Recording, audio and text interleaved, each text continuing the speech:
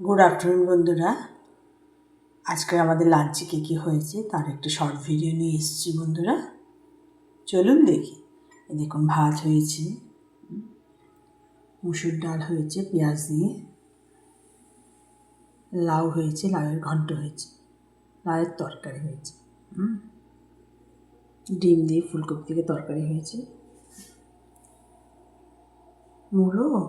মূলো পাতা, মূলো শাক মিক্সিতে করে শুকনো শুকনো করে ভাজা হয়েছে, মূলো বেগুন নতুন আলু দিয়ে শিম দিয়ে তরকারি মতন হয়েছে,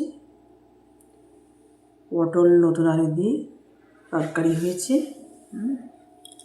ইলিশ মাছ ভাজা হয়েছে, ডিম একটু পেঁয়াজ দিয়ে মাখা হয়েছে। এই হচ্ছে আজকে আমাদের লাঞ্চের মেনু বন্ধুরা।